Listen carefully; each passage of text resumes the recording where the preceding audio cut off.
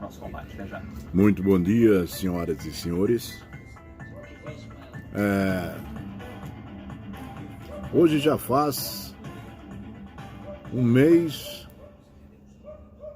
e 10 dias, eu creio, estou em casa. Devido à proliferação do vírus, do coronavírus. Um fato que aconteceu, que vem acontecendo desde janeiro, e o brasileiro não tomava conhecimento do que estava acontecendo.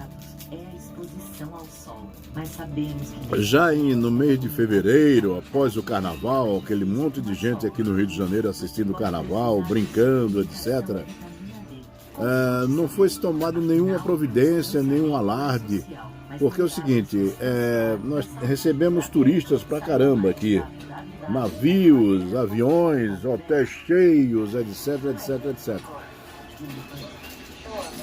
E nenhum alerta foi dado. Nada de profilaxia nenhuma, etc. O que acontece é que, pós-carnaval, a coisa começou a acrescentar. Me lembro muito bem do Rock in Rio, aqui no primeiro Rock in Rio aqui no Brasil, na década ainda de 80, né, 90, sei lá, agora estou esquecido. Que estavam falando sobre a AIDS. Entretanto, não, mas a AIDS é lá no exterior, só ataca homossexual, etc. Nunca ataca ninguém. Só que, após o Rock in Rio aqui no Brasil, começou a chegar notícias de alguns estados que tinham pessoas infectadas com a AIDS. Inclusive eu tive um colega de trabalho, um engenheiro, que trabalhava com a gente, que contraiu essa doença, essa imunização. Quando eu me encontrei com ele na rua, né, que fui falar com ele, quando esqueci que ele estava com AIDS, e também não tem problema, apertei a mão dele, achei gelado pra caramba, a pele totalmente diferente, né? E os cabelos. Ele tropeçava inclusive numa folha que estava no chão, entendeu? O que é que acontece? Acontece que, como é que se diz? Com o passar do tempo, ficou normal, todo mundo sabe o que é AIDS, etc, etc. Agora esse ano veio a coronavírus, e depois foi modificado para Covid-19, né? Essa é a especificação científica. Só temos um problema. O Brasil depois muito antes da Revolução, a gente brincava, lá em Estância Sergipe, a gente brincava que o Brasil já, com a musiquinha do Juca Chaves, que sacaneava com Juscelino Kubitschek, quando o Juscelino Kubitschek comprou um porta-aviões. Então Juca Chaves cantava assim para ele: Brasil já vai à guerra, comprou porta-aviões, 82 milhões, Brasil, a pátria amada, que palhaçada. Então a gente brincava com essa paródia do Juca Chaves, e a gente de vez em quando via Juca Chaves na sorveteria Cinelândia em Aracaju. Ele gostava muito de passear em Sergipe, e eu tive a oportunidade de conversar com ele quando eu trabalhava na Rádio Cultura, né? Ele e seu Carlos, da sorveteria Cinelândia lá em Aracaju, na rua Itabaianinha. Então ele dizia: olha, meu filho, o Brasil é uma piada. Mas como uma piada? Porque tudo que acontece aqui, muita gente não leva a sério. Meu pai já dizia isso também. Esse país não é sério, não leva-se nada a sério. E detalhe, quando a intervenção política, me desculpe os políticos em geral, há sempre alguém com o olho na facilidade de adquirir o dinheiro. E essa coronavírus, ou Covid-19, é mais uma oportunidade de se roubar. Não vai adiantar aqui lava-jato, lava-cueca, lava o escambau, porque o brasileiro em si, ele tem um vírus oriundo ainda da época colonial. Note bem quem era Caramuru, Diogo Álvares Correia, né? Tanto que Tomé de Souza no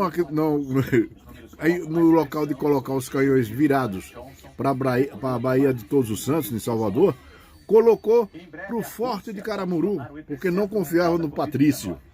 E Caramuru era falsário.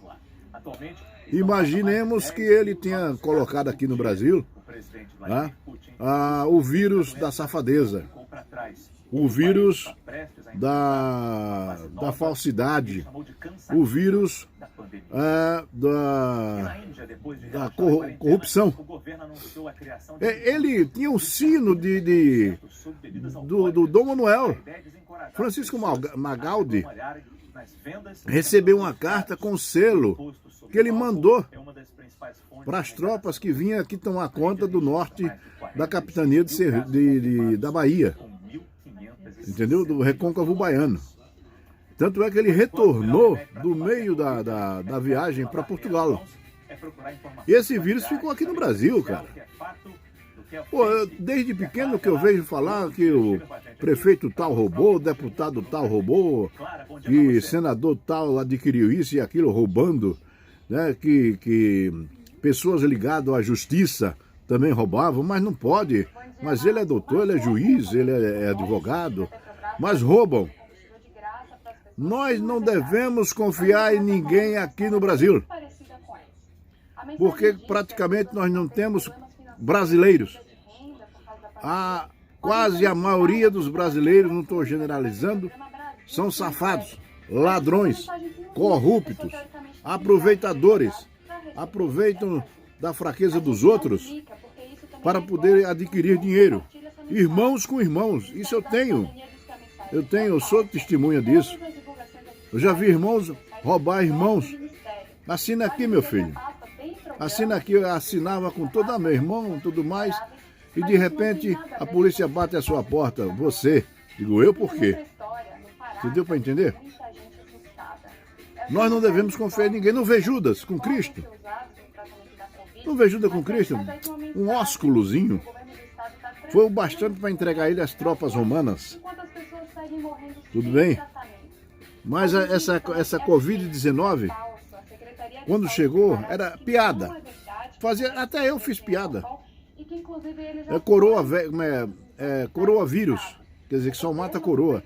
E o que se vê aqui, inclusive aqui no Rio de Janeiro, com o protocolo que a pessoa da saúde fez, diz que imitando o que aconteceu na Europa. A escolha de quem vai morrer, o que eu sempre ouvi desde pequeno é falar do chá da meia-noite nos hospitais. Vamos escolher quem vai morrer, que está ocupando o leito aqui. A verdade é fria, crua, como uma lâmina de aço que penetra na garganta. Não deixa ninguém nem falar, respirar. Entrou e saiu. A nervura da lâmina cala pelo coágulo sanguíneo. Fala-se aqui, a menina está falando aqui, lavar as mãos por tantos segundos. Século XIV, na Europa, a peste negra, a briga entre a Espanha e Inglaterra, destruía todos os campos de cereais, disso, daquilo. Não dava tempo o pessoal plantar, porque já vinha novamente. Era lá e cá, lá e cá, lá e cá. E não dava tempo enterrar seus mortos. Então, feridos, etc., com lâminas de espada, de flechas, não é? De tudo mais, mal alimentados. A peste negra tomou conta. Os ratos que vieram da região arábica, trazidos pelos árabes ali para a Europa, se misturaram nisso aí e deu no que deu. Foram na época no século XIV, 40 milhões de mortos. Isso não é brincadeira, são 40 milhões de pessoas mortas. O que eu vejo aqui, por exemplo, locais tanto na Europa como aqui no Brasil, aqui na América do Sul, local para se enterrar os mortos. Não tem como enterrar os mortos, que são muitos. E na época, o clero, com o lance de extrema unção, ia visitar os moribundos e o pessoal levava a família para se despedir do moribundo e levavam consigo de volta para suas casas os germes. O germe. Isso aqui não é coronavírus, não. É que eu tenho esse pigarro há bastante tempo. Então o que acontece? O pessoal levava para casa a própria doença. A própria doença. Tá? E, como é que se diz? Era prejudicial. Era prejudicial isso aí. E com isso morreu muita gente. Gente ficava morto na calçada, na rua, não tinha como enterrar. Porque os que estavam enterrando também já estavam doentes. E quando enterrava com o colchão, com os panos, incendiavam os colchões, os panos, as roupas do pessoal. Esse costume de incendiar, que eu vi quando era pequeno no Nordeste, incendiar as roupas da pessoa que morreu, não dar as roupas, que era perigoso dar as roupas, né? Tinha que incinerar, em muitos casos tinha que incinerar. Era oriundo ainda, requisitos do passado, do que se ouvia falar da época medieval. Aqui no Brasil, continua sendo isso agora. Você vê carros frigoríficos nos hospitais, você vê valas sendo abertas em muitos cemitérios. Não temos suficiente frigoríficos, ou seja, IMLs da vida aí. O Hospital do Fundão aqui no Rio de Janeiro, eu não pesquisei, eu não li a respeito, mas fiquei sabendo que ele foi feito para aguentar uma grande epidemia. Só que as políticas, com o passar do tempo, não ligaram para isso. Hoje destruíram um pedaço do hospital, o hospital foi praticamente todo roubado. Tá? A Universidade Federal do Rio de Janeiro não tem como fiscalizar tudo isso, compreendeu? E hoje seria um hospital de referência para esse tipo de doença hoje aqui no Brasil. Mas nós não temos esse hospital como centro de referência. Tivemos que construir hospitais de campanha em quase todo o Brasil, inclusive aqui no Rio de Janeiro, e que não tem equipamento. A nossa indústria está vazada, está atrasada em muita coisa. Joga-se para a China fabricar. Eu lembro que em quase todas as guerras, a necessidade do homem procura então a fabricar aquilo que mais utiliza. Entendeu? O que mais utiliza. Toda guerra acelera a produção de alguma coisa. Essa agora vai acelerar a produção de equipamentos hospitalares, de respiradores, etc. Porque o que está acontecendo com esse tal do protocolo, como eu disse, aqui no Rio de Janeiro, que é a imitação da Europa, vamos escolher quem vai morrer. Isso é uma questão inquisitória, porque na Inquisição você não tinha como se defender. Você era acusado e executado. Observem isso. Não fiquem pensando que é balela, não. É o mundo todo. Onde eu moro tem rotas de aviões. Nem um urubu está passando. Antigamente era passarinho para lá e para cá. Aviões pra caramba. Dia domingo eu ficava aqui sentado na varanda, observando. Mais de 30 ou 80 voos indo e vindo. Não se vê nada. As ruas totalmente vazias, um silêncio mórbido. Parece até que eu estou no cemitério caiando, né? Trabalhando na sepultura dos meus pais, dos meus avós. Lá em Estância, quando eu tinha meus 14 anos, 13 anos, quando eu ia para lá de férias. Compreendeu? É sério. Previnam-se. Previnam-se. Seja chato mesmo. Lave suas mãos. Lave tudo. Cuidado. Afaste-se das pessoas. Até dos nossos entes queridos, você tem que ter cuidado. Você tem que sair, comprar pão, ir no supermercado, sacolão, etc., mercadinho, escambau, voltar para casa e tirar a roupa, fazer tudo, a higienização. Porque na Europa a falta de higiene acelerou a morte.